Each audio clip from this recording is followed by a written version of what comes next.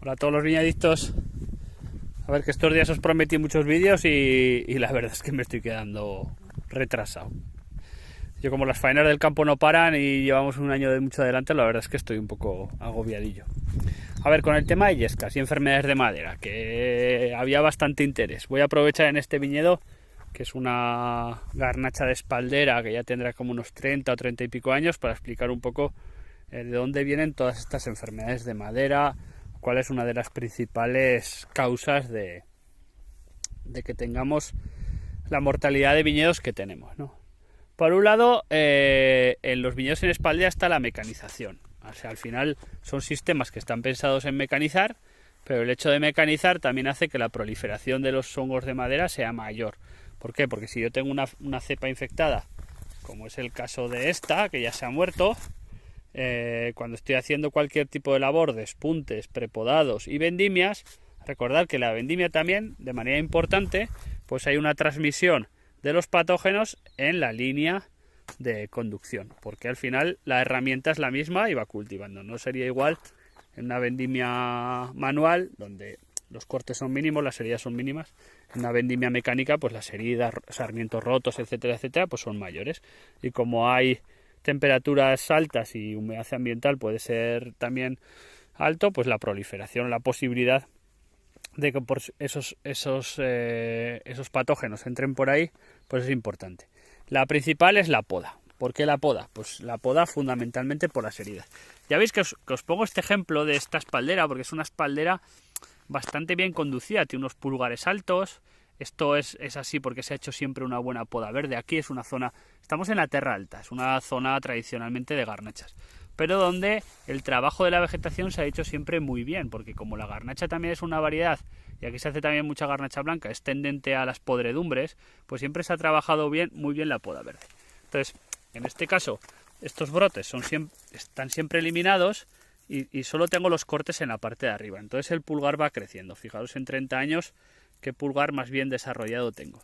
Pero aún así aquí se cometen una serie de errores, que son los cortes de enrasamiento y el cambio de dirección en la savia.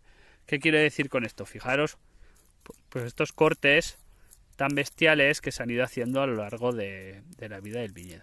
Y el cambio en la dirección. Como este pulgar, a ver si os lo puedo enseñar bien, como este pulgar venía con todos los cortes por este lado, y en un momento determinado se le cambia la dirección, ¿no? Se cambia la dirección y empezamos a tener cortes ya por ambos lados del pulgar. O sea, por el lado de arriba y por el lado de abajo. Entonces esto hace que los flujos de savia se seccionen. Eso en el mejor de los casos. En el peor de los casos, veis, este pulgar ya está seco. Los flujos de savia se han partido, pero además, por esos puntos de corte, ha ido proliferando el hongo de madera, ¿vale? En este caso la yesca. Y podríamos incluso ver cuáles son los puntos de donde se está desarrollando por el agrietamiento de la madera. Hay muchas cepas aquí, a ver si os puedo localizar alguna, donde a pesar de que están vivas, se empieza a agrietar la madera, que se ve por donde prolifera el hongo, ¿no? Fijaros este corte, por aquí ya se ha iniciado el hongo y seguramente pues está desarrollándose hasta aquí. Tenemos una zona que si la abriéramos estaría necrótica. Os he enseñado algún corte, algún vídeo tengo de cepas abiertas por la mitad y ahí se ve perfectamente cómo los hongos a partir de estos cortes van proliferando. Vale, en el momento que consiguen ocupar todo el tubo de conducción, pues acaban secando un pulgar, y cuando lo consiguen en el brazo acaban secando el brazo entero, ¿vale? Entonces, una de las consecuencias de estas podas tan agresivas donde no hay madera de respeto. Si nosotros dejamos madera de respeto, la desecación se produce fuera, pero es que además, muchas veces para cuando el hongo quiere desarrollarse aquí, el trocito de madera que hemos dejado ya se ha secado. Y entonces al secarse, en madera seca ya no puede desarrollarse. Entonces, porque se aprovecha de las conducciones de savia para irse desarrollando por la planta. Entonces, fundamental, las podas, que es que yo creo que son los vídeos que más insistencia os hago. Y sobre todo tener una buena profilaxis. ¿Hay sistemas de curación de enfermedades de madera? No, ya os digo que no existen. Fijaros los agrietamientos que os decía, que no os encontraba. Fijaros cómo esta madera está agrietada. O sea, aquí es probable que también tengamos un problema de yesca que viene de arriba a abajo, pero también es posible que del punto de injerto hacia arriba también. A veces que las enfermedades de madera, que pueden ser pies negros, también se producen en el punto de injerto, por heridas, golpes en el punto de injerto, malas afinidades en ese punto, malos trabajos en la soldadura, y entonces también se producen en esas heridas, también se produce la entrada de patógenos y discurren hacia arriba. Pero fijaros esta cepa que ya está infectada hasta abajo, entonces no es una planta que podamos salvar, no es una planta que podamos hacer esas podas que os digo de quitar toda la parte aérea y volverla a formar con los brotes que salgan del tronco. Si no sale en este año la puedo cortar y forzarla, pero en este caso como la enfermedad ya está metida hasta el punto de injerto, pues no conseguiríamos nada, porque esta planta se acabará muriendo tarde o temprano, ¿vale?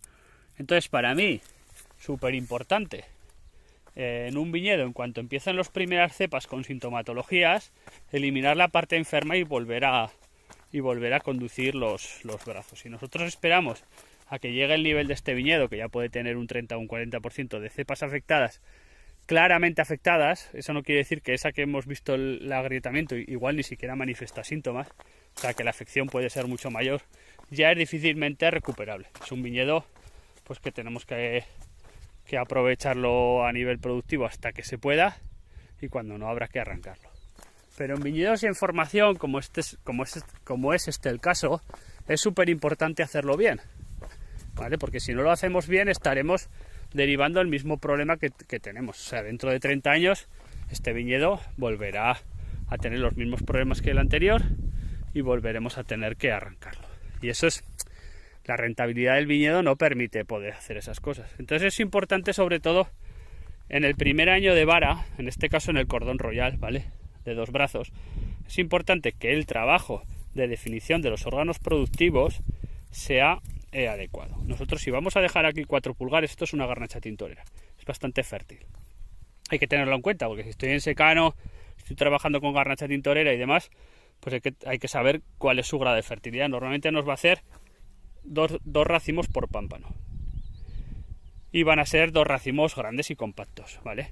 Entonces, si yo defino que la estructura de posicionamiento de los pulgares va a ser así, va a ser 4 pulgares en cada brazo a una distancia determinada, pues aquí ya tengo el primer problema, es que me faltaría uno. No sé si es que esta yema no ha brotado, para tener una buena distancia entre ellos. Que hagamos este trabajo y no dejemos toda la producción que tiene la planta, porque ya veis que ya se ha formado un poco débil, el año pasado fue bastante jodido de sequía. Entonces nosotros tenemos que definir bien dónde van a ir esos pulgares. Ya no voy a tener ninguna herida nunca más en los brazos, porque lo elimino en verde. Ya esas heridas que veíamos en la viña vieja de corte de pulgares y tal no van a existir, porque los pulgares van a estar siempre aquí. Y si decido que van a ir hacia la izquierda, siempre van a ir hacia la izquierda. Los cortes los voy a dar siempre en este lado. Y voy a tirar siempre con este lado de savia. Y esto cuando tenga 30 años voy a tener los pulgares bien definidos, pero con los cortes siempre en el mismo lado, utilizando madera de protección, etcétera, etcétera. Que existen aquí lo mismo, ¿ves? 1, 2, 3 y dejaré 4, ¿vale?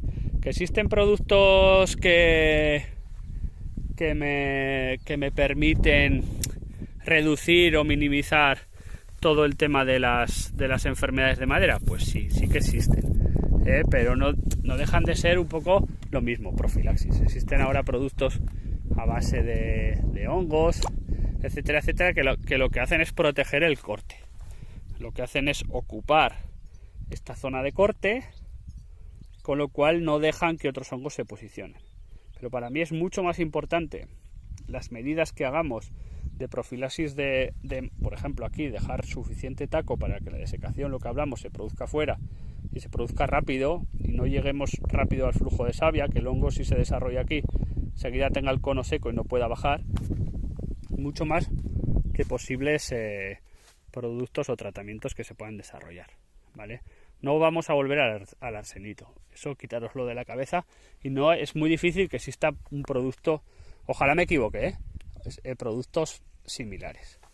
En el caso de que estoy formando un viñedo, pues lo mismo, voy a tener que tomar las mismas medidas. Si esto lo voy a formar en 2 brazos bilaterales, ¿voy a elegir los pámpanos que están más arriba?